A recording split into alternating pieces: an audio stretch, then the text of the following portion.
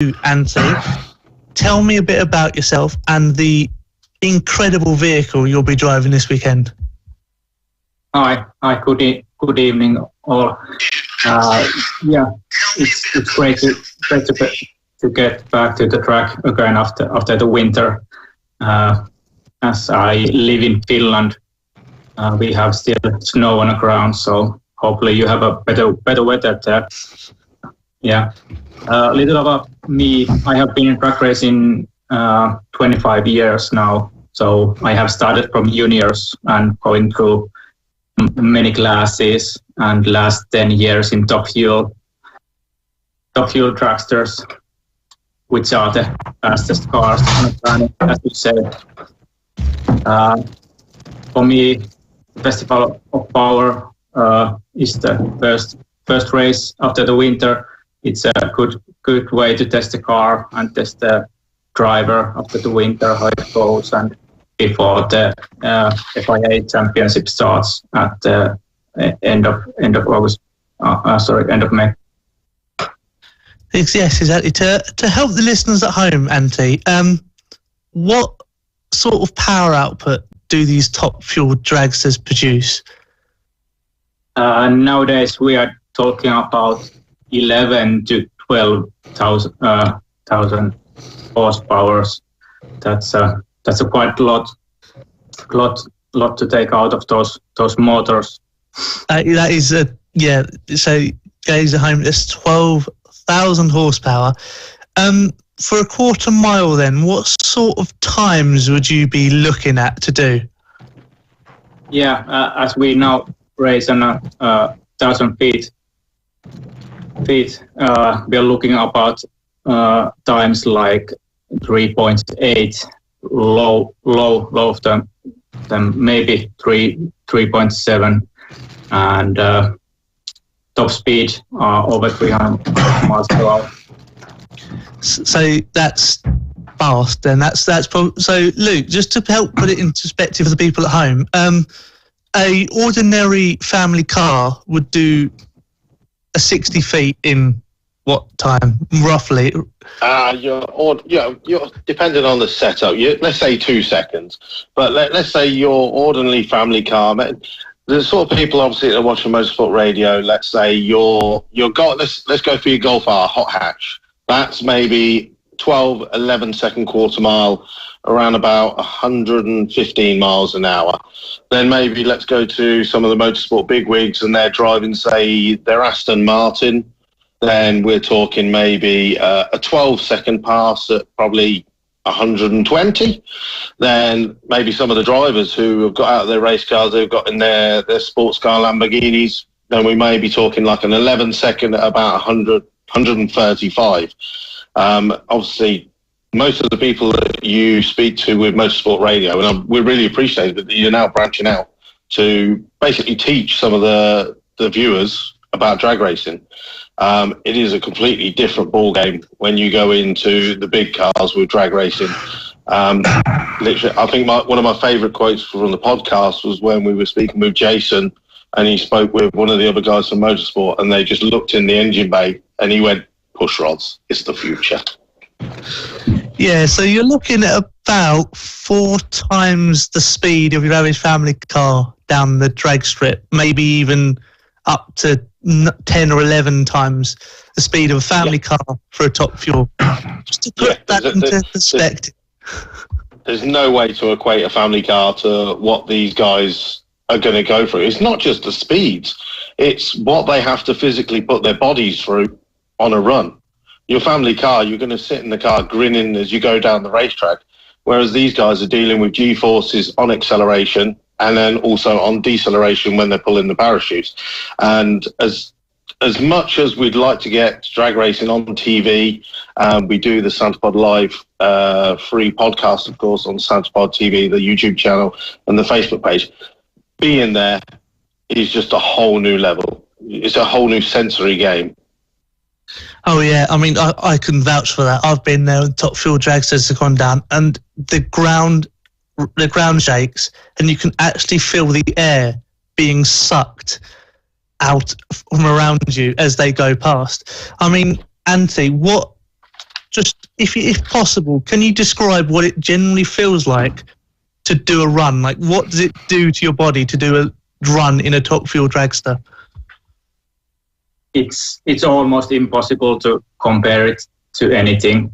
It's something you need to feel, and I feel really lucky that I have got that feeling, and I know how it feels. I have to say, when I started, I was a little bit scared about it, but after the runs, I get used to it, and that's what we need if we want to compete with these cars and race with these cars. But as I said, it's almost impossible to describe how it feels. Yeah, I can imagine. Thank you, Antti. Jason, obviously you're not in the top fuel, but you're in this class slightly below, which is the funny car. Hang on. I drive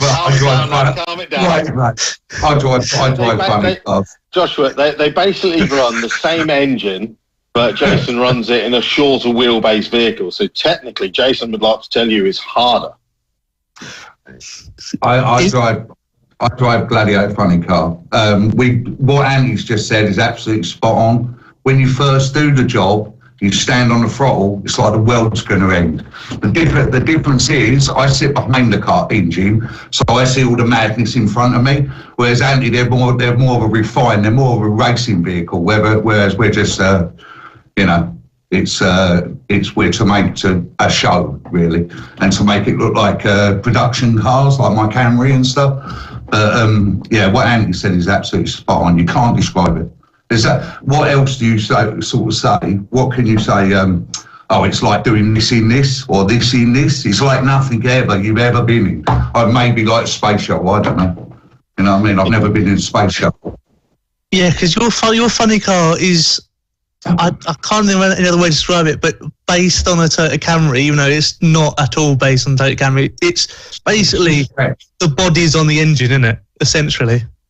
Well, yeah, it's a big cover. Obviously, they go through wind tunnels. You couldn't, when you're going through the air like we do, you're going through jelly. You're not going through air. You're going through jelly. So it has to be strengthened and stretched out and laid back and all that sort of stuff. That's how it is. Otherwise, it wouldn't survive. It'd fall apart. And Jason, how long have you been racing in sort of drag racing and sort of funny cars, and sort of how did you get into it? I've been in it. I come from a family of drag racers. I've been in it forever and ever and ever. I've actually been driving funny cars for, I think, about 11 years. I can't have to work it out, but about 11 years. But my first ever race meeting was, I think, November 1985, and I ran in a wheel stander at the show meeting. So yeah, I've been doing it a while. I had a bit of a break. And what sort of ET times would you be looking at this weekend? Even because it's obviously the first meeting since Christmas, so I would have thought you'd be looking to go faster than at Festival Power. But what sort of times, what ballpark would you be looking at? It's the first round of our championship. For Antti, it's a test meeting. For us, it's the first round of the Funny Car Cup. I don't care what I run as long as I get to the other end first. That's the main goal. That is the main. We've all forgotten about this. It's not really about times. It's about if you get to the other end first. Yeah. Simple as that. For a record, about 4:20 would be nice. That would be nice. It just shows the people at home just how quick. We're talking about a race being done and dusted in under 5 seconds, and it's hard to really even compare when you say that you've got a race where you've got two cars going down side by side at 4-second ETs. I mean, Jason, what is that like when you've got a car next to you and you're doing nearly 300 mile an hour after just 100,000 feet? You've got to be on your game. They're not particularly difficult things to do, but you're doing it in a very, very high pressure situation. So Annie's a class driver. I don't watch other drag racing really, but Annie is class. And It's just about keeping your head together. Otherwise, you'll throw it away. You can throw it away just like that. You know what I mean? I don't know what that was. But say blew up. And Antti, what's your sort of, like, because you're top fuel, what's your sort of aims for the season? Are you taking part in the FIA World Championship, or you just? Yeah, of course there was now two last seasons that we didn't race at all the championship. 2017 and 18, I was on a second place, so I think there is only one option, and that's the championship, winter championship, and that's why we are there next week, and we are testing the car before the championship starts. That's it. Those seasons actually feel so long away now. You were here for European finals last year, where I don't want to say you got beat up by the girls, but obviously it was Ida and Suzanne in the final. And Ida has been impressing a lot of people. She did one of the quickest 8s last year just on her licensing runs. Now, obviously, you're going to be facing the girls again this weekend. Are you looking for revenge? Yeah. As you said, the girl was a little bit faster last time. But, I like to get a good run. I like to get at least one good run on a weekend, and I would be happy about that. I don't know how the championship will go on this summer, but hope we can get cars back on a track, and that could be a good, very, very nice championship going on. Also, a question to both of you. First runs of the season, do they still feel nervous when you're first getting back in that car? If I start, it's always different after the winter. It is. First run is always first run. I was going to let Antti answer that first, but yes, the first run is the first run, and it's always, the night before. You're about to. There's no such thing as a natural in this game, because it's not natural. Do you know what I mean? So but by the second run, everything's all okay. To be honest with you, when the thing starts up, it all goes a bit calmer. But the anticipation of getting to the point where they wait for the car to start, that's really where the anticipation is. And then it all calm down. Get a nice solid half pass in or something like that to get you going, you'll feel better. That's absolutely right. When we previously spoke, Jason, one of the comments that you made was, as a driver in fuel funny car, you don't really get enough runs. So obviously people expect a lot more of the cars, but you struggle with runs. Now that you've got the Funny Car Cup and it is going to be based at Santa Pod Raceway, does that give you more confidence because you are basically going to be running at your home track? You've now got 4 rounds of racing. Do you think that will improve your season for you and the rest of the funny car guys? I think everyone's going to benefit from that.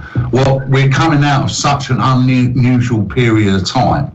Obviously, I don't know who knows about it. Obviously, I blew my car to smithereens a couple of years ago in the middle of COVID. And the 8 months of trying to get our car ready, it was 8 months, but it was 8 months in COVID with lockdowns and you weren't allowed to meet up with people. We've not been near the track. Andy's not been near the track since 17, I think he said, or, the finals. But one weekend's not going to let you get into any run. The European side of this sport has been really, really hit. And we're all just hoping for a decent run at it. And hopefully this is the year where we'll get back and get going again. And then you get some, and then that's it. You know what I mean? I like that. It all sounds positive. That's what I want to hear. And obviously, I think we're all positive because you can't be anything else. What are you going to be? Well, this is true. Well, this is it. Thank you so much, Antti and Jason, for taking up your time in the preparing for the event this weekend to talk to me. It's been great having you on, and I'm sure we'll probably have you on later on in the year, maybe. But next we shall talk to some more drivers about this upcoming Easter extravaganza.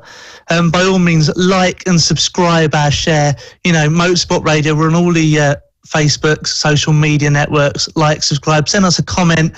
What did you think about hearing from the two fast drivers that are taking part this weekend? This is Motorsport Radio. 1, 2, 3. Join the conversation. Contact the show on Twitter, on Facebook, and on our website, Motorsport Radio.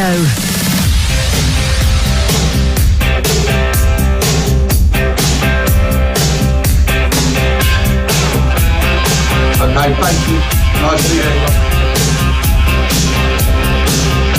Hello and welcome back, ladies and gentlemen, to this lovely Festival of Power preview as we talk on Motorsport Radio to some incredible drivers. You just heard from Andy and Jason there about the challenges they're facing driving these multiple 1,000 horsepower monsters down the Xantipod drag strip.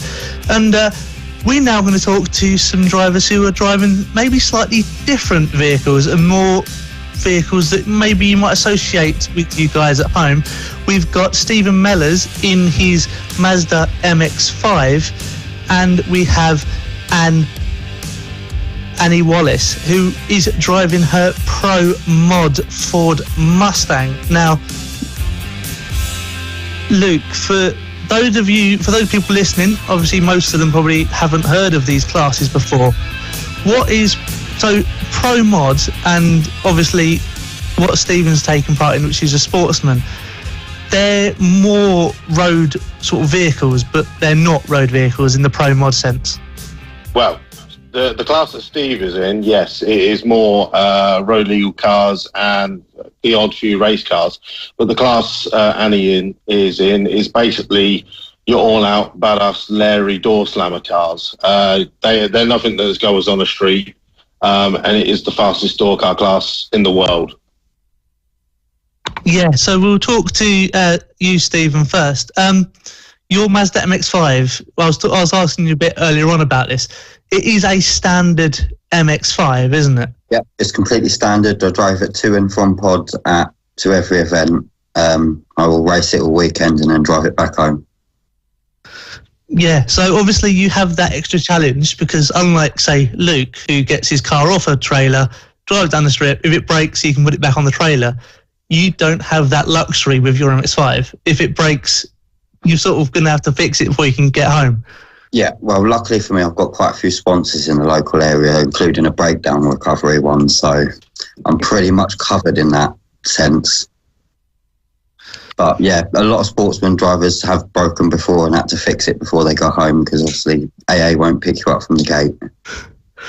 No, and I'm guessing obviously as well as a sportsman, it's quite hard to actually do it well because it's a standard car. They're not built to go down the strip. They're not tuned to go down the strip. Getting it to go down the strip consistently, because sportsman is run to a time rather than a competition, that's got to be one of the big challenges. Yeah, it definitely got some getting used to try and get it consistent, like getting the tyre pressures and everything right. Obviously, mine's on coilovers, so we were adjusting the coilovers to try and dampen the bounce. But yeah, it is pretty difficult to keep them consistent, although I'm not turbocharged, so I am pretty consistent. Yeah, so obviously your MX-5, you call it the Hulk racing. Obviously, the livery was quite iconic last year and the year before taking part in the Sportsman. You've got a new livery that you're going to unveil at Xantipod, which is another reason to go down there to see this new livery, which I've been told is pretty epic. What made you get into drag racing in your Mazda MX-5? So originally I was going to race with Luke's lot in the VW DRC, but I was doing some coming to some drag events like the Euro finals and the events that were on during COVID. And a few of the spectators asked why the car wasn't on the track. And so I had to speak with a few people, and we decided that we was going to race the car just last year, and then this year I was going to join the VW DRC, but I've decided to keep the car for one more year because we're going to put a new driver in it next year, and then I'm going to join the VW DRC in a different vehicle. Oh, yes. Now, Steve, obviously, again, like we did with the Funny Car guys, can you just explain to the viewers what Sportsman ET class is all about? So Sportsman ET is bracket racing. So you're not racing heads up. In the qualifying rounds, you'll both leave the light at the same time, but you'll dial in your time. So say you dial in a 16.1 and then you run a 16.2, then it's whoever's closest to running their index that would win number one qualifier. Then you go through into eliminations. So the slowest driver will get released first, and then the second will be the faster driver to the difference of their ET. Yeah, and essentially the class is a nice bit. The reason it's called Sportsman ET is obviously it is the basically the sportsman end of drag racing. Is anyone can join in this class. So you can join up in your daily driver, you can join in your weekend warrior, or you can have a race car basically built that is going to go 12 seconds or slower. So it's a nice option. Now, obviously, you're a stick-shifted car. Most of drag racing can be auto-shifting, so at times you could be at a disadvantage. Yeah. We've also got the Tesla coming back this year as well, so... Okay. And he's in the house. And he's in. He is. Little Miss Technology. I do apologise. My technology is not my strong point. That's all right. We got to see your lovely nails quite a few times instead. They're not going to last very long. I've already had a few comments about clutch dust covering my nice nails. Sure. So I'll take it that you're going to be mechanicking this weekend. Yeah, I mean, whether I race or whether Bobby races, I do the mechanics. Myself, my brother and my dad, we're always the mechanics, but it just means I have to think about driving as well as working on the car. Nice. There's no relaxing in your team. Obviously, you're racing this weekend with the Mustang. Your brother Bobby has the other Mustang as well. Do you have to... Oh, Chevrolet, sorry. Whoa, because you said that wrong. Obviously, do you have to take it in turns, obviously, being a team? Yeah, so we have decided this year to enter as a team, which is our first year of doing it. So we're going to enter as Wallace Motorsport, and then we're going to just try our best to place well in the championship. We'll just do an event each, so I'll start, Bobby will do main event, and so on. Nice. So does that mean Bobby will be in his car? Do you, as a team, can you still swap cars? You can, yeah. You can use your own car. There's just certain rules. I don't think you can't swap in the middle of a meeting or anything. But obviously, we've got our own cars. I like mine and he likes his. I'm not swapping. Oh, that's fair enough. Now, again, as we said to Steve earlier and we said to Hanty and Jason, a lot of the people that are probably watching Motorsport TV just getting to know drag racing. We're trying to get it more and more. So people, obviously, you run in the Pro Modified class. Would you just be able to give us a little explanation of the class to the viewers? I can do. So Pro Modified, there's 3 different types. You've got nitrous power, which is what I run. You've got the blown engines, and then you've got the turbo. That's the 3 types of power that you'll get. They're all pretty similar. Time and speed wise, the fastest I've run, just to put it into perspective, is 6:13 at 2:29. But obviously there's a lot more to come. Bobby has run, I believe, he's going to quote me now, 5:97, 2:45, I think. So obviously he has got a bit more of an advanced car, so he's got a bit more power, bigger engine than me. My engine is 886 cubic inch. He's got a 903. So yeah, they are big. Can we do that in English for the people watching? What is that in litres? Cubic inch, so 903 cubic inch. So with the nitrous, it's 3,000 horsepower. What size engine? for the British people watching, because that's as in CC 83. What's that in litres? Do you reckon? Oh, I don't know that one. It's a lot. It's a lot. It's well over 10 litres. Let's say it like that. We're just trying to basically go baby steps for the people that are watching.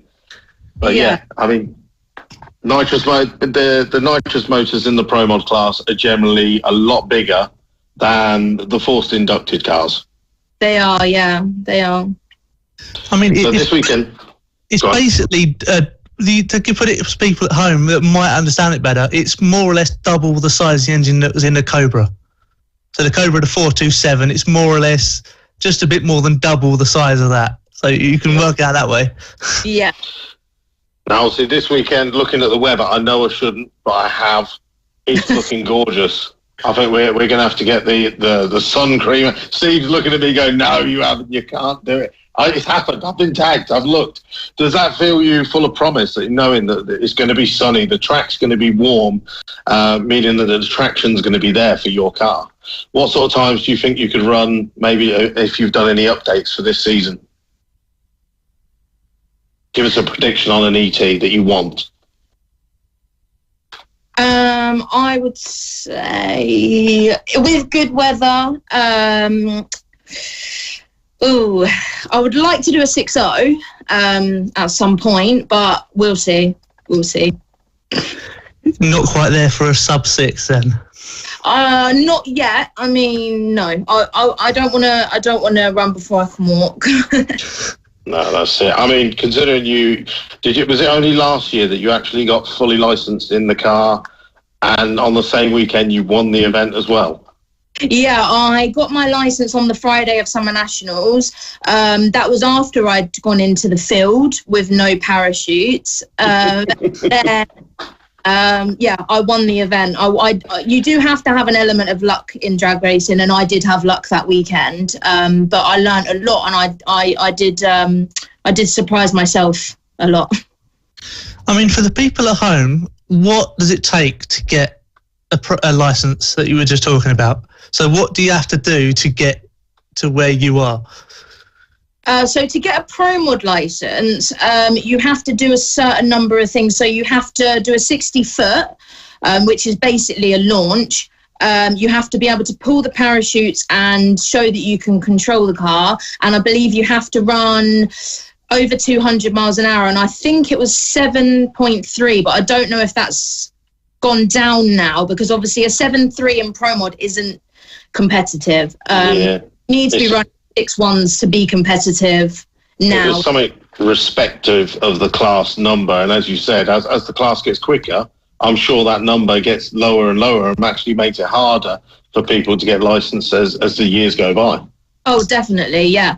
But I would recommend to anyone that would like to race a Pro Mod to get into something slower first, because I started in juniors when I was about 12. Then I went into my brother's Ford Pop in Pro ET, which gave me experience. I was only running 10s in that, but it's still quite fast. Only. And there's Steve sitting here going, I'm doing 16s and you're only 10s. When I compare it to a 6, though, it's different for me. And then obviously I got into the Mustang that I got from Dave Townsend. I was running 7s, and then I was adamant that I wanted to be in Pro Mod, so that's when I jumped into it. I mean, Steve, so obviously, because as we said, your MX5, you're looking at about 16ths. What would you say is your your biggest challenge to get a good time in that Mazda? It's how hard I launch and my reaction time, really. And third gear. I like destroying gearboxes. So how long, dare I ask, does a gearbox last in competition? About 1.5 events. So every time I went into eliminations, the gearbox went. I'm calling that driver error. I don't get that every weekend at Run What You've Run. This is just a Hulk thing. You must be in the car just going, Hulk smash into third gear, and then obliteration. I mean, so obviously, because a sportsman is basically, you can pretty much just turn up in whatever car you've got and compete. For the people at home, Steve, how do you get involved in the sportsman, and what advice would you give to someone who may be sitting and thinking, actually, you know what, I've got a couple of weekends off this year, I might get involved in the sportsman too? Well, again, it was Luke, because I learnt about the VW DRC and learnt that the VWs could do it. And then I think I messaged him and said, look, is there anything I can enter the Mazda in? And he said, well, yeah, Sportsman ET. And so, yeah, I joined it through Luke pretty much. That's it. Just like the Nike says, just do it. There is a class for every car out there. It doesn't matter how fast or slow you go, you can get in. And the good thing about the drag racing family is you could be running a 28-second car, but people will still like you just as much as if you're Annie Wallace trying to run sixes. I must admit, Annie, your Mustang, your Mustang's a good colour. Everyone is a big drag racing family. And when people go down to the social gathering area in the evening, everyone just mingles together, and it doesn't matter what class you're in. It's not like Formula One. It's not like touring car. You get to mix around with the different things. And the same to people who are watching this weekend, obviously, as we're looking for Festival of Power at the Easter. If you're going to come along, one of the best things that drag racing has is that the pits are open. Everyone is a VIP. Everybody can go around to the pits, and you can look at Antti Horto's car. You can look at Jason Phelps. You can look at Annie's. You can look at Steve's. If you go to Steve, he'll probably have you in the car taking photos for the gram. Yeah, I mean, I will vouch for that. I went to the first drag event I went to was the Spring Speed Nationals about 6 years ago, and I was just amazed at all these sort of American muscle cars that were taking part. So I went down to have a look, and the first I remember just walking through the pits, and you've got all these gazebos out, all these cars getting repaired and changed, but they've always got time to literally just have a chat with you. You know, what's happened here? Then I'm just doing this. I'm doing this. Oh, look, this is the clutch that I just broke in the previous run. You know, there's a bit there. Do you want to take it? You know, it's that sort of thing. That's what's so good about this. It's unlike none other, that you can just walk through the pits and you can really get to know the drivers behind the machines and the people that have created these machines from pretty much nothing. I mean, Andy Bond springs to mind with his Chevrolet thing that seems to just rocket off the line at every opportunity. It's insane. But yeah, you know, we've got, it's not just these classes that we're talking about, we've interviewed with at Festival of Power, is it, Luke? There's so many classes taking part this weekend. Yeah. I mean, there's 23 classes entered this weekend. It is, in fact, when I was speaking to Ian Marshall from SPRC, he said since 1987, this is the largest entry Santa Pod have ever had for any race meeting. And the fact that we're in the situation that we are, coming out of a pandemic, rising bills for everybody, fuel costs going up, and the fact that 312 racers have still put the money in their pocket to come and not only put on a show for people going to Santa Pod, but obviously just going for their drag racing fix. So I'm really excited for this weekend. I'm so grateful that the weather is looking good, and I can't wait to see some of the classes, especially obviously like the class that Annie's in, Pro Mod, is always one of the fan favourites, because you'll see Top Fuel and you see Nitro Funny Car. They are fast and they are loud and they're exciting, but you can relate to Pro Mod. It's, you look at a car and go, I know that car, I like that shape, and you work your way through. And like this weekend, I think you've got 7 in your class, have you, Annie? I think I've got a couple more now, actually. So we've got Andy Robinson back, and I believe Michelle Turenne and John Doulemont are coming over as well, which weren't with us last year. Nice. So there you go. We've even got racers coming over from Europe on a national race meeting. So looking into the championship this year, it should be really good, especially when we move on to like the main event.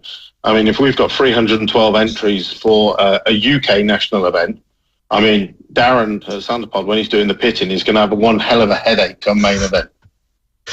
He's going to have a nightmare this weekend trying to get them all into the pairing lanes at the right time. I've already seen on Eurodragster.com, it's like, please, you have 2 pit passes, you have 2 vehicles, that is all you are bringing in. That is all I can fit in because there is so many. I mean, anyone that's watching that has been to Santa Pod Raceway, maybe you've been along for a run with your brung, or you've been to the Ford show or USC, any of the lifestyle events. If you come this weekend, it is a completely different feel. The pits is a completely different look. When you walk into the pits and it is big rig, big cars, it's just a completely different atmosphere that you'll get at a lifestyle show. So I just say to anyone that's been to Santa Pod Raceway before but has never been to a race meeting, please do come and join us this weekend, Easter weekend, Friday, Saturday and Sunday. The sun is going to be out. And it's not just a drag racing venue, of course, as we mentioned earlier. You've got your monster trucks, you've got your stunt rides, there's a circus, there's escapologists, there's usually wrestling and robots and stuff like that. So there's enough there to keep not only adults and teenagers busy. If you've got little kids and stuff like that, there's enough to keep you busy for a good day out or at least a weekend. But bring your sun cream because you can get torched so easily at Santa Pod. Yes, definitely. That's the main thing. I mean, even the weekend just gone, a lot of people have got what we call pod face, which is basically where you're sitting in the sun, you're not really noticing it because there's a little bit of a breeze, but you're going to go home with a nice red face. Yeah, and we haven't even spoken to you yet, Luke, because you are also competing yourself in your dragster. Where do you think you will realistically finish on Sunday evening? Obviously. It's all confidence here. At the moment, the car is in bits. We're arriving tomorrow night. We're going to start putting the engine back together, ready for qualification on Friday. Much the same as Antti and Jason said, that first run of the season, I'm sure I'll be a little bit nervous about it because it'll be the first time I squeeze back in the car for the year. It's probably, I don't know if you get the same sort of butterflies on the first run of the year, Annie. Oh, yeah, I do, definitely. I haven't raced since July last year as well because Bobby did the last 2 events. So I've got that little bit longer that I've waited. Yeah, even now I'm sitting there going, oh, we're going to be racing in a couple of days. So yeah, it's kind of a bit, I'm just sitting there thinking about it. And then every once in a while when I'm driving the truck and I stop and a lay-by, I'm like, get the JEGS app out, let's start playing, get my reaction time down. I'm looking forward to this weekend. We don't know what we're going to do. I've got my tuner there anyway, so we'll be having a look. We need to work out what we broke last time, first of all. That's where my head is at the moment, is prevent what happened last time, and then we'll work from there. I'm not really because the class that I'm in is bracket racing, the same as Steve. I dial my own index, so I can adjust it, and I can start off slow and gradually creep it up if I feel the need to, and just see how the weekend goes. I mean, it's a long season. So we've got racing again in 2 weeks' time at the Spring Speed Nationals, an event that you've been to before. So, yeah, in it for the season. I mean, looking at the VW DRC test day a couple of weeks ago, the VW DRC Pro is going to be incredibly competitive this year. Yeah, I mean, we're starting off the first event with, I think it's only 18 cars entered, but we have a potential. The thing is, Bug Jam is the biggest meeting of the year in the middle of summer. That's when our entry basically doubles, and you get people who only come in for the one race of the year, just taking part. And you like myself, I have come second in the championships twice. Each year, Bug Jam, I've either qualified, say we've got 32 cars, I've been like 34th qualifying, I've been 28th, I've lost in round 1 every time, and it's literally Bug Jam is my nemesis. It was only till last year that I actually sorted out and got to the semi-finals. So we're starting off strong. The season's going to get busier and busier, and the BWDRC is going to continue growing in its 35th year this year. So we've got a brand new magazine that we're going to be giving out, or not selling out, to the general public this weekend. So if anyone's going along, make sure you pop to the BWDRC pits. It's a really nice annual that we've put together, all about the club, previous chairmans, and there's a nice bit in the middle with all the racers. We've done top trump cards for all the racers.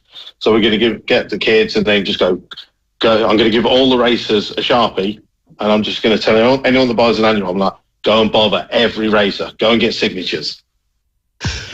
Yeah, exactly. As we keep saying, it is something that it's brilliant. It's a brilliant, fun weekend that you can do. You know, take your camper van and just park up. You can camp overnight, you know, so you don't even have to travel anywhere. Annie, final word from you. What do you expect realistically from this weekend? And for the people at home, what should they be watching out for in the Pro Mod class? What do I expect? I mean, that's a hard question because you don't know what's going to happen with them cars. Half of it is just lift the clutch up and hold on for dear life. No, I hope I can get back to 6-1 where I was at Summer Nationals. I need to get comfortable in the car again. I haven't been in it for quite a long time. And just tweak a few little things. And what to look out for, to be honest, everybody that is entered in the class is very, very good and very competitive. So to watch them all will be very interesting. And the same to you, Stephen. I'm going to win it. I'm not going to break a gearbox and I'm going to win it. And you're going to unveil a new look car. Yes, and we're unveiling the new look car and we've got a new mascot this year as well. I'm looking forward to seeing how you hide this new look car as you drive into Santa Pod. Yeah, that's it. See, I'm coming in on the Wednesday, you see. Oh, so am I. I'm going to get some spy pictures. And the same for me. I'm hoping to do well. Make sure you follow VWDRC and EFWD Luke on Instagram and Facebook. You can find all of my and follow the racing, please. Exactly. And for those of you at home, if you got a chance, please go. Don't doubt it. Just go. Just, you know, pay the money. It is pre-book only, so you have to book online. It's not a gate. You don't turn up at the gate with no ticket because you will be turned away and told to buy it online. You kind of won't be turned away, but everyone's got a phone these days. So they will literally be like, they've probably got a QR code right by the window and they'll go, scan this and it will take you to the page. But obviously anyone that does that is going to be holding up the queue. And it will probably be quite a big queue. Yeah, it will be. Well, unfortunately, that's the one thing that's not going to be disappearing after COVID is the pre-book system, which, you know, it is what it is. There's nothing we can do about it. Exactly. So, yeah, so pre-book before you come, but just, you know, you'll have a whale of a time. You know, they've got so much food. You've got the famous Santa Pod food bars and everything as well. There's the pub as well that you can go and sit at when it's all done. You've got the mound you can just sit on and burn. You've got the grandstand that you can sit on and burn. You know, you've got the pits you can walk through and burn. It's just great. And I say burnt because every time I've been to Santa Pod, I've burnt. No matter what I put on, I've burnt. I've been to about 12 events and every single one of them I have burnt. Right, if it helps you, they do sell sun cream in all the Santa Pod shops. Be sensible, sir. Be sensible. And maybe some ear defenders because those top fuel cars do hurt. Or visit the traders and get yourself a nice sombrero. Exactly. Thank you so much, Annie, for your taking up your time. I know you've got some car preparing to finish. And Stephen, I'm guessing your car's probably pretty much ready. But I finished about 2 hours before this call. Thank you so much for taking up your time, you two. And thank you so much, Luke, for taking up your time. Have a lot of fun down at Santa Pod. If you're not going, check out the live stream. I'm sure Santa Pod are live streaming it. It'll be an incredible weekend. I know I'll be glued to the screen and listening to. Please do. So, YouTube, Santa Pod TV, or Santa Pod Raceway Facebook. We go live 9:00 Friday morning. So please do tune in and enjoy the racing. It is completely free to watch online. Exactly. So thank you so much, guys. And after the break, we'll be talking about some slightly different motor racing. This is Motor. Join the conversation.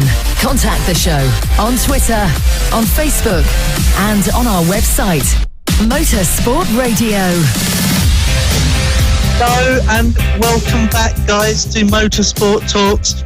we are now going to discuss one of the blue ribbon events of the year. It is, of course, the British GT Championship, a championship which features high horsepower, high speed and close racing around some of Britain's best tracks. And joining me to talk about this is, of course, Andy Lloyd, only editor of Endurance and GT, and of course Mike Seaborn, who does drive a Jag, and occasionally it works for the whole race, as we found out in opener at Silverstone. Occasionally, yeah. So I'll go to you, Andy, first. British GT, obviously, there's been some pretty big switches, especially between GT4 and GT3 over the course of the winter. Why don't you talk our viewers through some of the switches and the ones that especially have caught your eye? Well, good evening, everybody. Yeah, I mean, we're off for the opening round of the British GT Championship for 2022. We're going back to Walton Park for the opening round, where we haven't been for a couple of years due to all the issues. It's an absolutely packed grid across both GT3 and GT4. I think this year we've got something like 18 Gt3 cars on the grid, which is the biggest GT3 grid since 2014, and 13 cars on the GT4 grid. And I think, if memory serves, I think that's the biggest ratio GT3 to GT4 cars we've seen for some time. And it's interesting in as much as it wasn't that long ago, 3 or 4 years ago, people were saying that GT3 was dead in the UK, that it was effectively going to be one massive great GT4 grid, sort of the UK equivalent of GT4 European Series. And yet here we are with an absolutely bumper grid, with people moving up from GT4 into GT3. And I think when you look at the GT3 grid, I think that the most interesting thing is who is going to be fighting for the championship this year, because we've got some very experienced peddlers. We've got some very big names racing in British GT this year. And we've got some very interesting entries as well coming into the GT3 grid. So yeah, I think it's going to be an absolutely fantastic season. I mean, Andy, we've seen when BTGT races at Alton Park, the pit lane causes a massive issue. With the size of the grid we've got this year, do you foresee some major sort of teams getting held up, sort of almost like massive delays going in the pit lanes this year?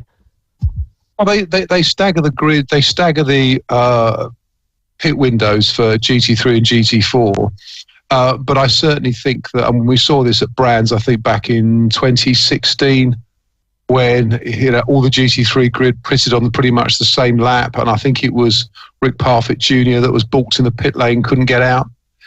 He was very vociferous in his unhappiness at the end of the race that it obviously cost him time. It's going to be the opening round. There's going to be a lot of, it's the opening round. People haven't had a lot of track time so far, or many people haven't had a lot of track time this year. Some of the drivers definitely have. There's going to be a lot of sense of we need to get some points on the board early doors in the first round. So yeah, it's a tight pit lane. There could well be some squabbles. Yeah, I mean, Mike, you've driven Alton Park, obviously. What would be the challenges these drivers will be facing on the lap of Alton Park on what looks to be a very warm, sunny Easter weekend, really? Yeah, well, the heat's going to be a bit tricky because there's not much of a chance to give the tyres any relent around Alton. I think if you try and back off around Alton to save tyres, you'll lose an inordinate amount of time. That's just the nature of the circuit. Big braking zones is the impression I get from Alton, or not so much the big braking zones, but the bumpy ones. There's a couple of braking zones at Alton that if the car's not perfectly happy underneath you, which is obviously a challenge over a fairly long race, the braking zones at Alton can be really tricky. Yeah, I mean, you've got the big one, of course, will be you've got Deer Leap as well, which is that iconic coming across the pit lane, start finish line, where they come over this rise, and you can see the cars almost take off as they go over this rise. But I mean, Andy, you know, they're using the island hairpin circuit, I'm guessing, the full circuit. Yeah. But that obviously doesn't bring in much overtaking with the chicane. Where are the main overtaking opportunities on the Alton Park circuit? I guess going into the start-finish straight, that always seems to be and going down into turn one, that always seems to be a favourite one.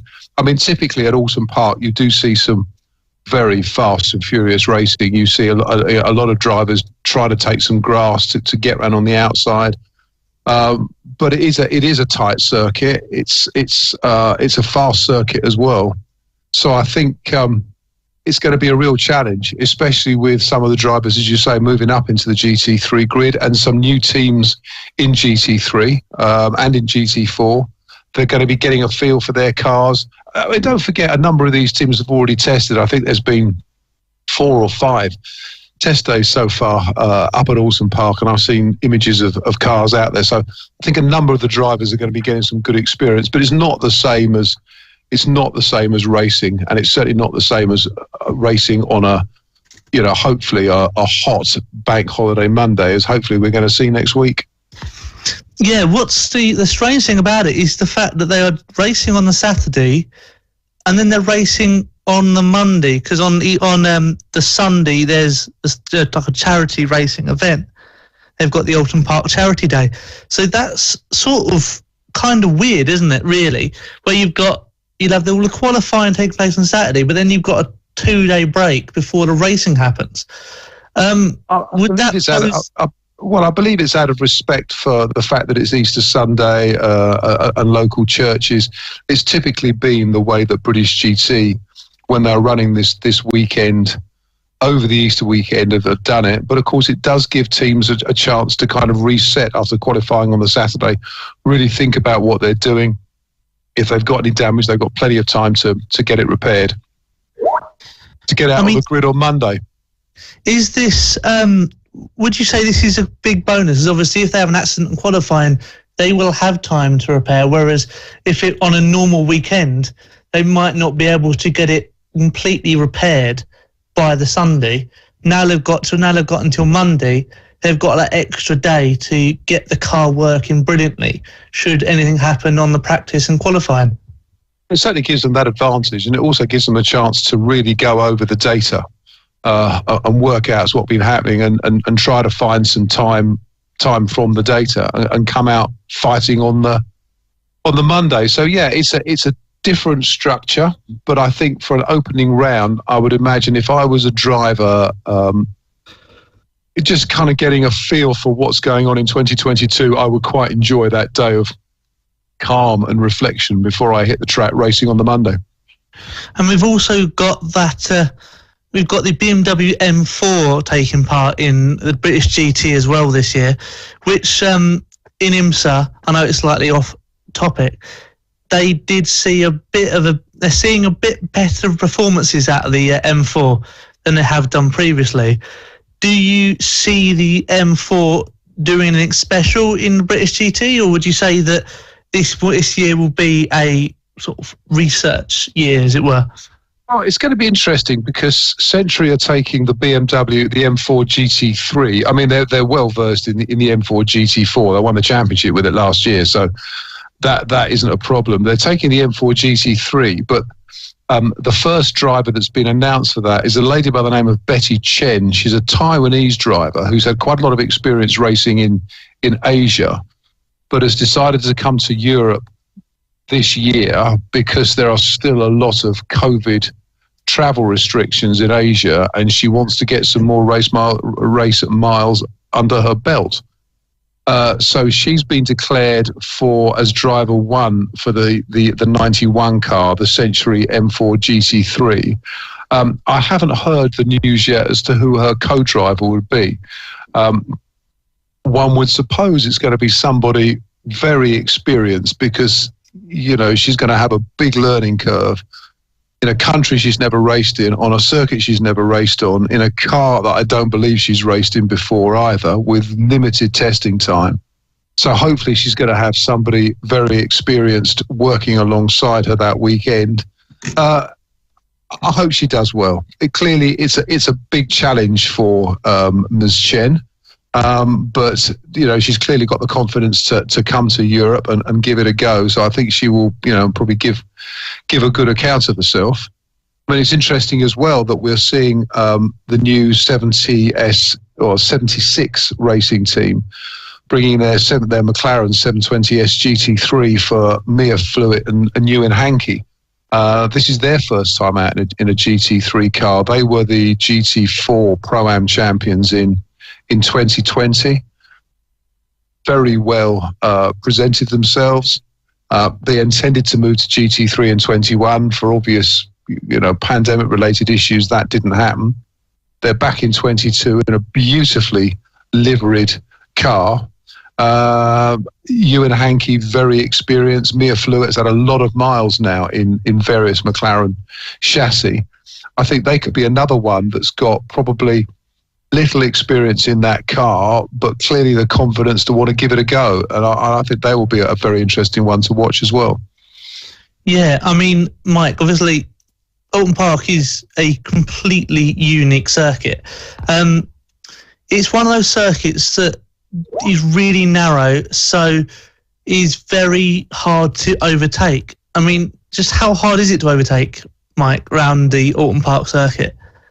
It's very hard. It's very hard indeed. You generally have to rely on different characteristics of different cars to get something done, because two cars with sort of fairly equal performance and especially producing performance at the same points on the circuit,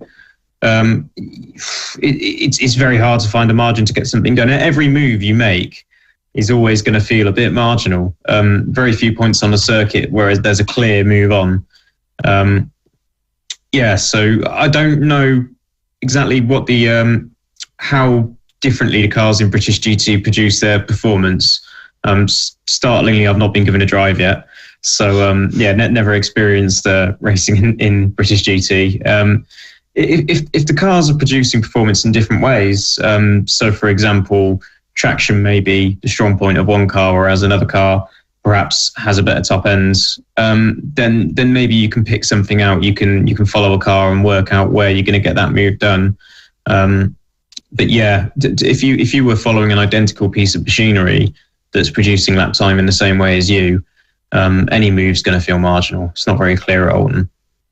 And that's going to be the difficulty, Anne, isn't it? Because obviously you'll have teams that have both got AMG Mercedes or teams that have both got McLarens. That's going to be their difficulty overtaking, is the fact that the cars will be so similar that an overtaking at Oulton Park is so difficult. You're going to have that moment where they're just going to be sitting behind each other trying to get past. Yeah, I guess. I think, for the opening round as well, the way the team manages itself, time taken at pit stops, how well the amateur driver handles traffic, how well they equip themselves under pressure.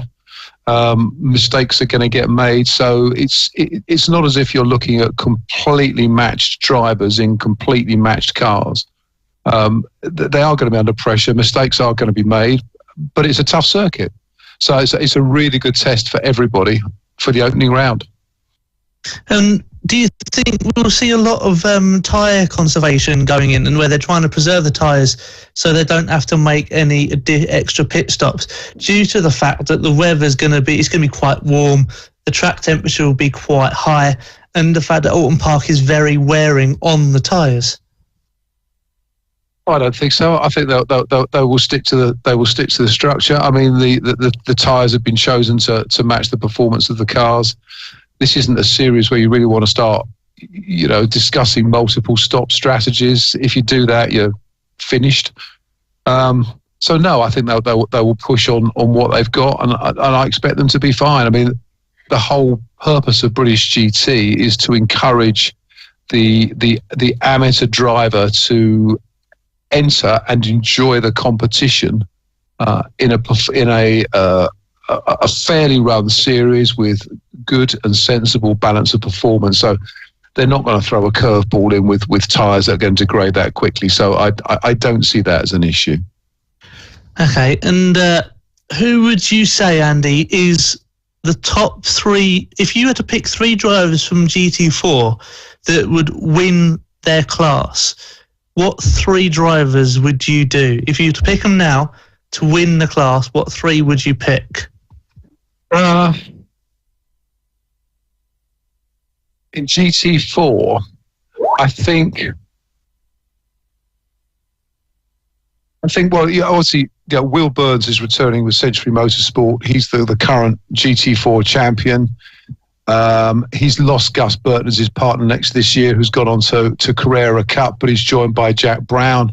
I think they're gonna race very hard. We've seen the entrance of the Veluga Motorsport in the 718 Cayman GT4 RS, which is a very capable machine. Ross Wiley, back 2014 GT4 champion, back in GT4 machinery for the first time since then, racing alongside Benji Hetherington, not a driver that I'm very familiar with, but nevertheless, I think they're going to be pushing very hard. The Stella Motorsport, Richard Williams and Senan Fielding, again, two very strong drivers, a silver pairing, could well be pushing for overall honours. But I think the one that I'm looking at, and I think is going to really surprise us, they're a Pro-Am pairing, but the Pro-Am champions from 2021, Matt Topham and long-standing factory ace Darren Turner in the Vantage AMR GT4, the Newbridge Motorsport car. Topham is much more experienced now than he was this time last year, and I think they're going to be very competitive, and I wouldn't be surprised to see them regularly on the overall podium, and they could surprise us, and they could be looking at an overall title this year in GT4. I mean, is it weird that we've got such a high caliber driver as Darren Turner in the GT4 Aston rather than in a GT3 Aston, where you'd probably expect him to be, because you'd think he'd be so highly sought after that to me anyway, it's a bit surprising that he's down in GT4.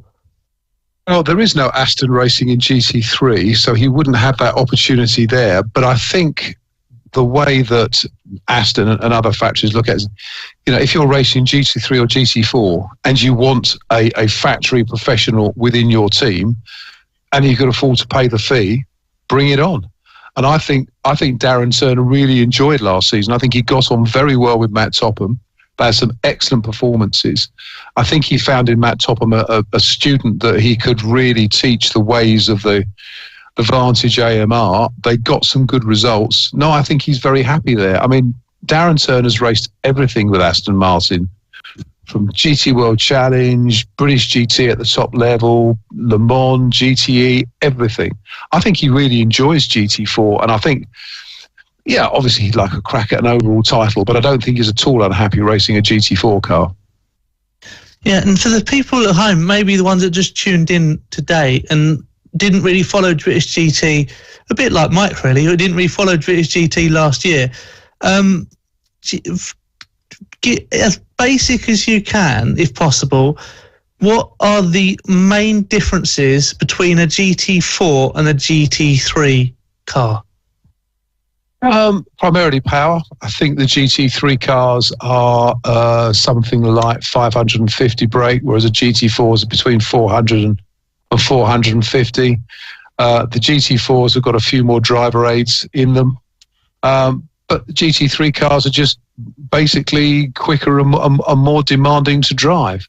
And if you're an amateur driver, you want to be in the best machinery you can afford, and that within the UK at this level is GT3. But I mean, let's not beat about the bush. That they are both GT3 and GT4 cars are highly specialised racing machinery. There's nothing junior about GT4. They are still very sophisticated cars.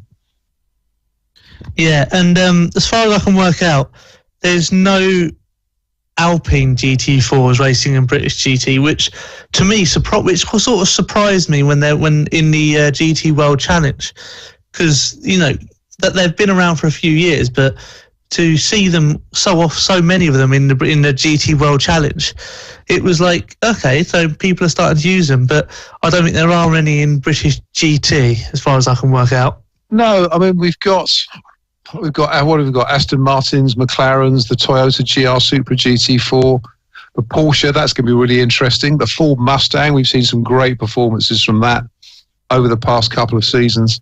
The McLaren and a venerable Ginetta G56 GT4. I mean, they've been racing G56s in GT4 class now for many, many years.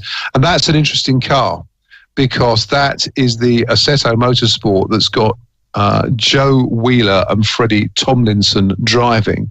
Now, Joe Wheeler is the son of Peter Wheeler, who owned TVR from 1981 to 2004, and Freddie Tomlinson is the son of Ginetta owner Lawrence Tomlinson.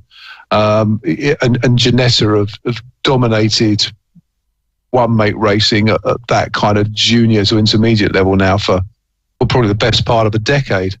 So both of those drivers have grown up with a motorsport background and are getting into a car that I would suspect they both know very, very well. I'll be really interested to see how they go. They could be a real surprise in that field. I mean, would you expect anything out of a Ginetta, which, as you said, have been around for quite a few years and hadn't really had any success in multi-make endurance racing like the British GT? It has in the past. I mean, it was a very successful car. One would assume that with Freddie Tomlinson in the team, and although it's not a works entry, I'm guessing that his father is probably going to keep a very close eye on what's going on. That's going to be a very well prepared, very well fettled car, and we could see some interesting results in it. I remember working with a team back in, I think it was 2016 or 2017. No, beg your pardon, it was 2018.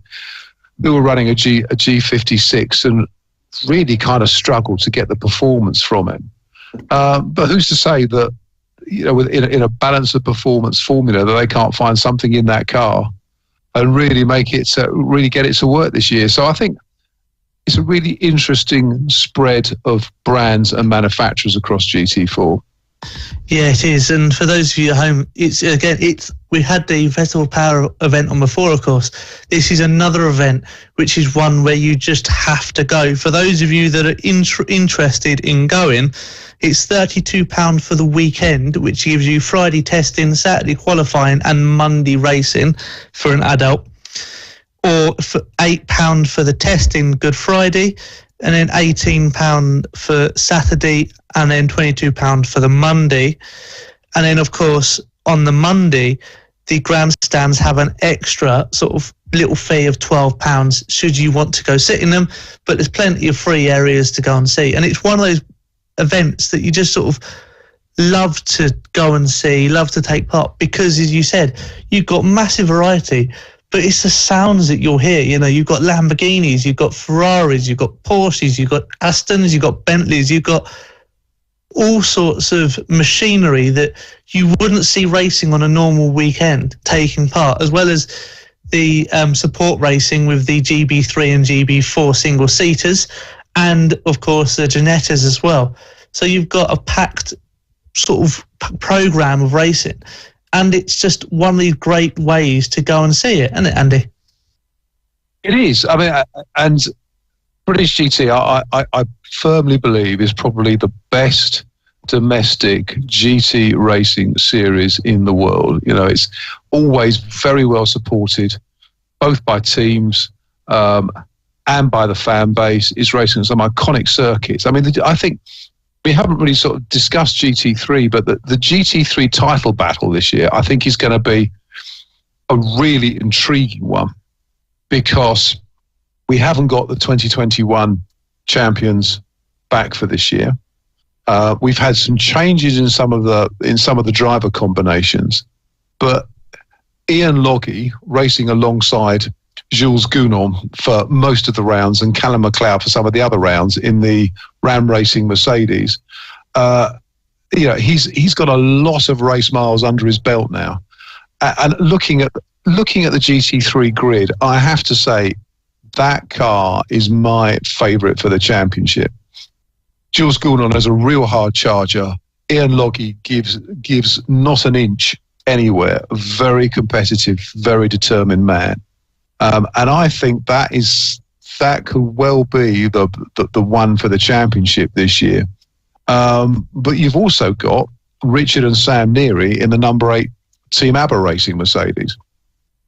Showed themselves to be highly competitive hard chargers in 2021. They finished 8th in the championship last year with I think it was a win and 2 additional podiums. They had a huge start line. Richard Neary had a huge start line accident at Spa, which meant they DNF'd that race, and then they weren't on the grid for the following 2 races at Snetterton. But without that, I think they would have been serious championship contenders. They've got a lot of race miles under their belt. They raced British GT and GT Cup last year. I think they're running both programs again this year. So they're going to be very competitive. You've also got Michael Igoe and Phil Keane in the WPI Lamborghini.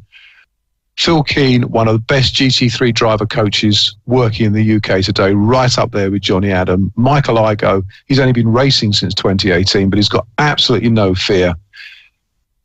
He's a 10/10 driver all the way. They are going to be putting that car on pole, and they're going to be getting podiums and wins. Absolutely no doubt whatsoever. So I think this is going to be this has the makings of a really classic year for British GT.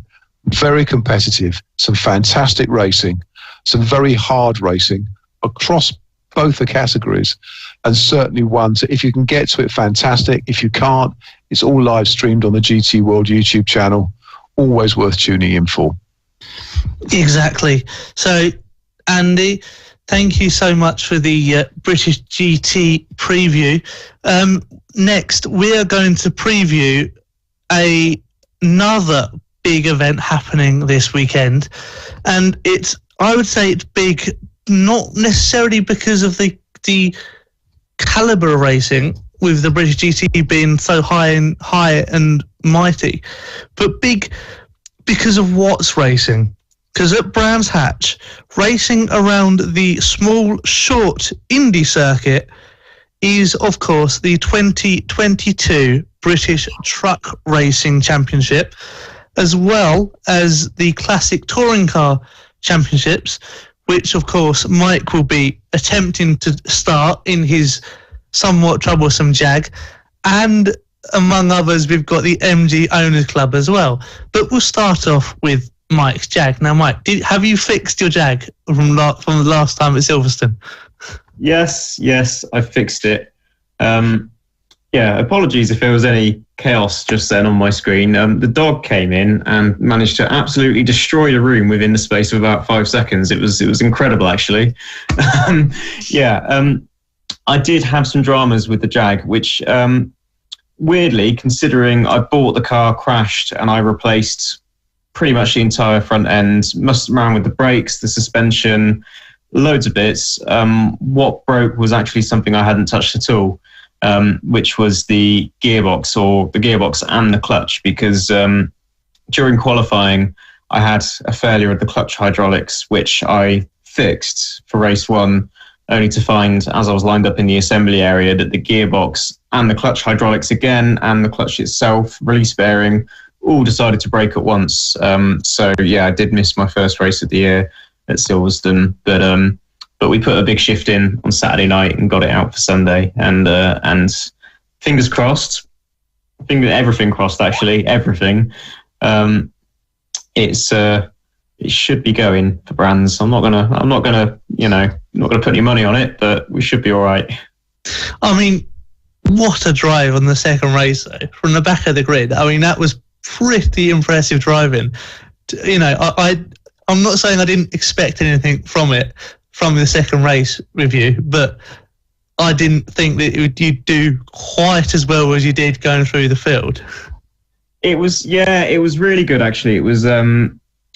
It was sort of justification for the hard work that's gone into it. I knew that the car had some potential in it.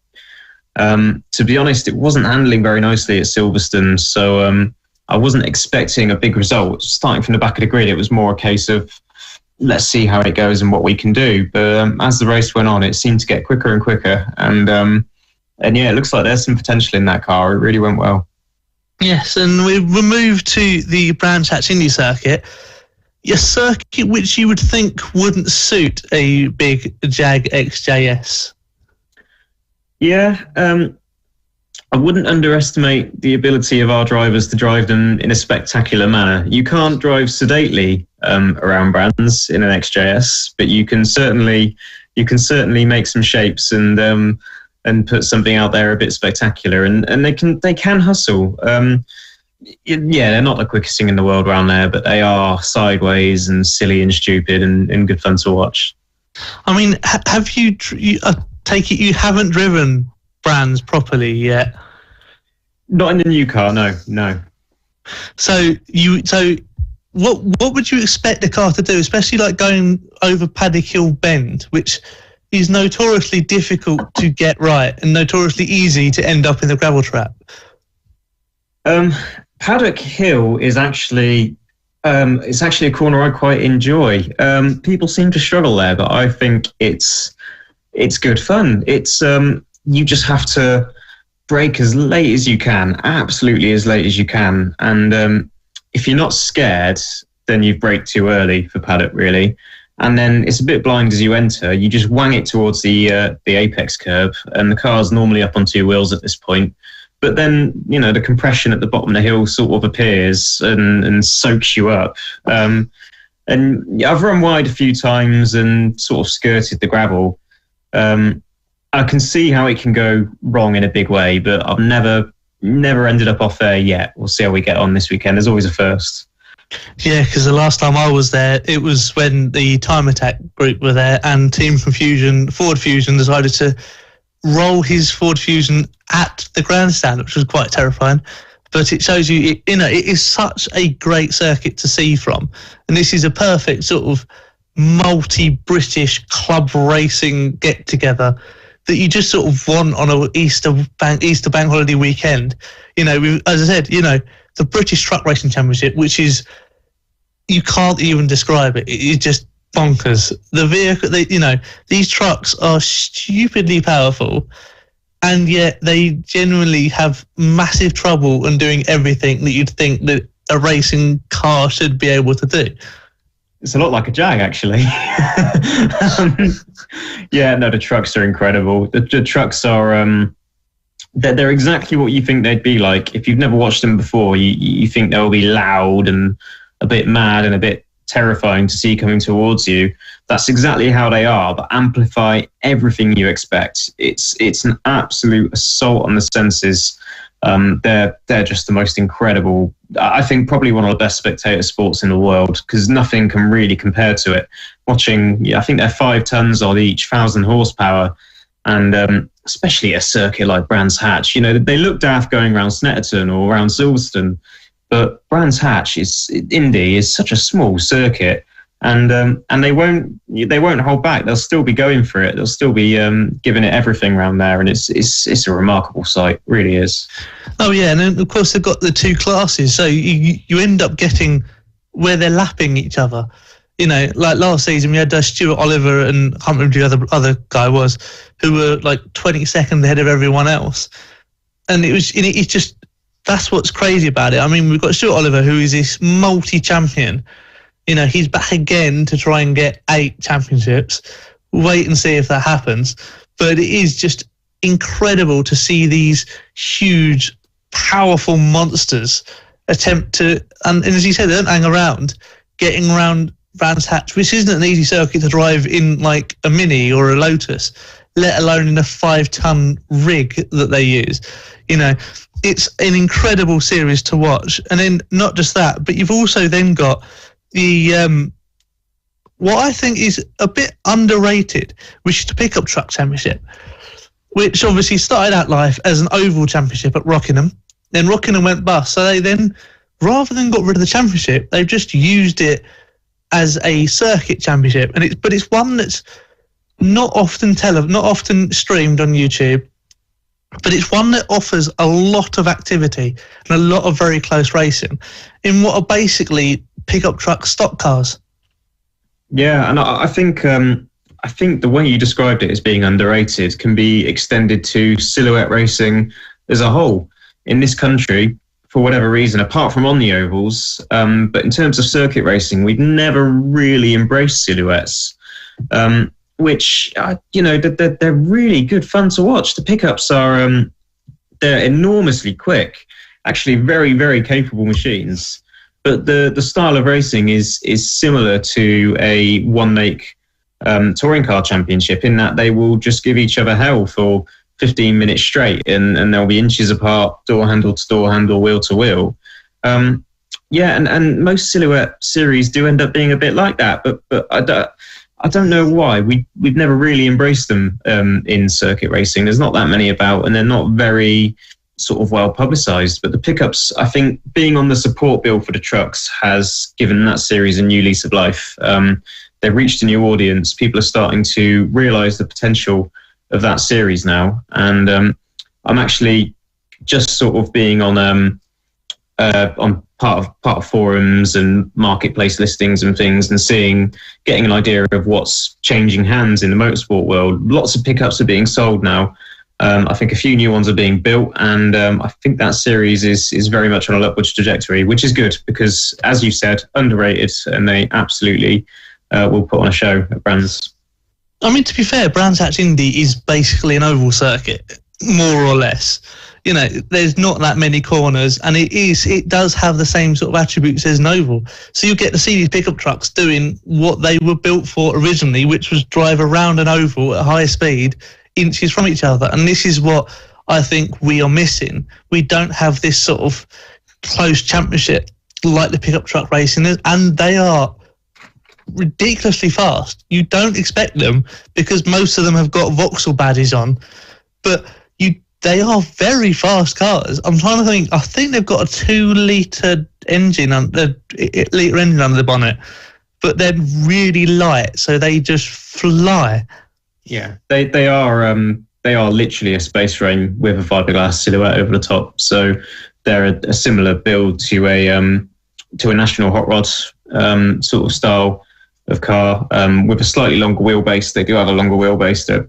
They're almost like a mod sports silhouette of a pickup. They're a really good bit of kit, and exactly as you said, they're incredibly fast. You wouldn't expect it when you see them line up, but they will.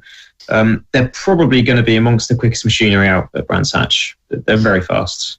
Exactly, and then you've got the Legends, which are always great fun. There's nothing like it anywhere else. They're just the weirdest things to see, but they provide some of the greatest races that you see. The Legends cars are just an immense series to watch. Yeah, Brands Hatch Indy wouldn't be my pick of circuit to watch Legends at, because I always prefer to watch them go down the back straight at Snetterton, because it's amazing the style of racing in the Legends. The leader will pick their line, and the car in second will slipstream and then just bump draft. And you have queues of 10, 15 cars, 10 or 15 of them. And it's not that they're following each other, that they're slipstream each other. They are bumper to bumper, literally leaning on each other in a literal train going down the back straight. So there won't be much of that at Brands because, not the Indy, because the circuit is so short. But they're still going to be frantic and good fun to watch. Love the Legends. Yeah, well, and also because Brands Hatch don't actually have a straight as such. I mean, if people have ever driven Brands Hatch, there's not one bit where your car is actually in a straight line. You're either getting ready for a corner or going round a corner. Isn't that right? Yeah, pretty much, yeah. And we've seen plenty of times, actually, that people can be two abreast going down a start-finish straight, only to be surprised to find that actually one of you is going to run out of road because you are turning. It's not straight. Yeah, and then, of course, we've got the Bmw Championship, which kicked off brilliantly last time at Silverstone, with some incredible E36 machinery and E46 machinery. It was an incredible race.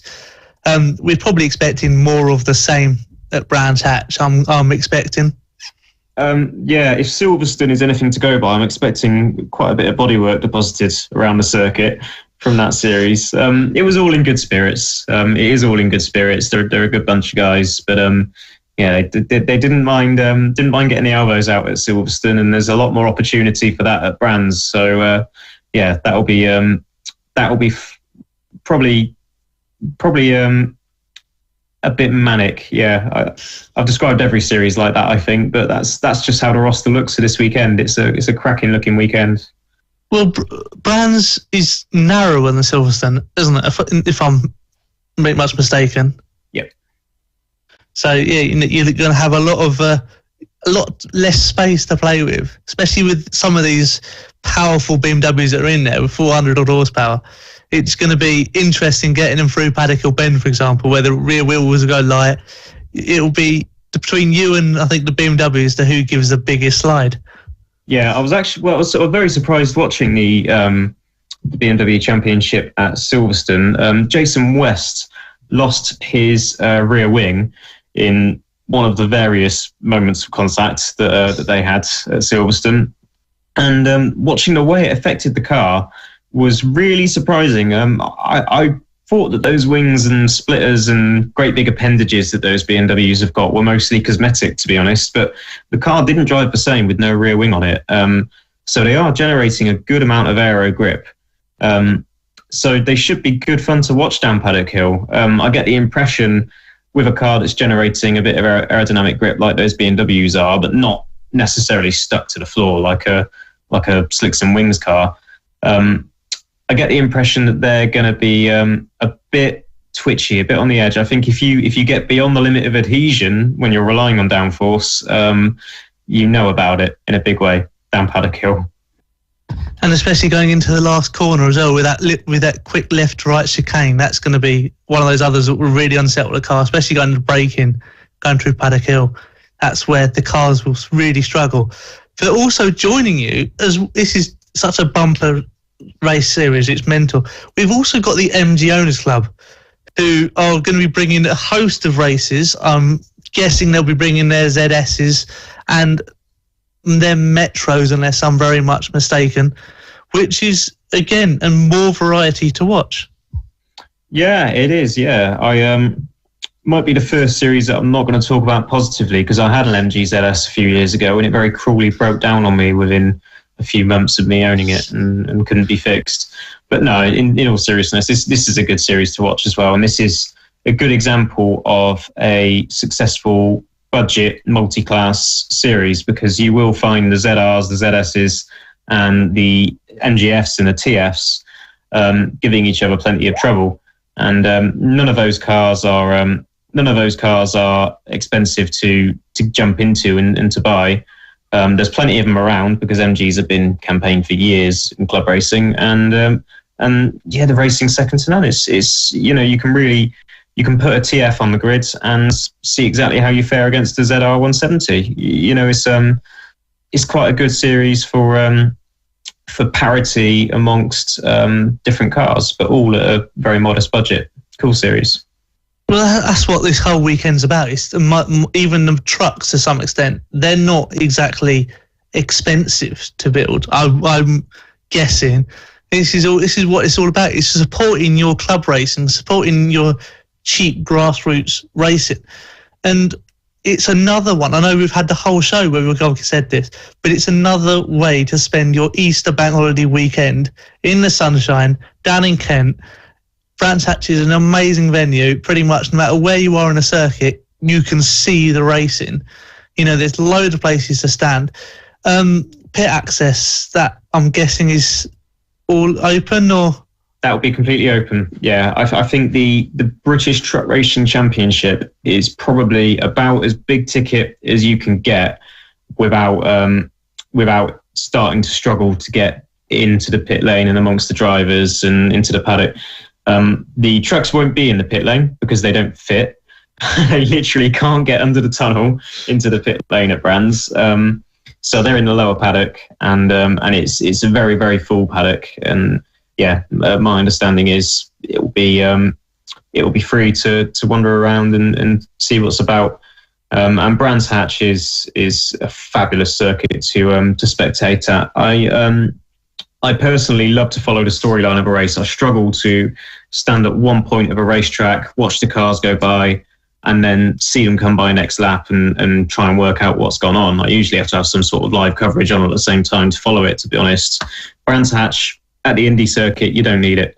You can be either side of the circuit, you can be down at Surtees, or you can be up at the grandstand at the top of the hill, which is probably the best viewing, and you can see the entire circuit. You can see the entire race play out in front of your eyes, and I can't think of another circuit that you can do that at, really, in the UK. It's cracking.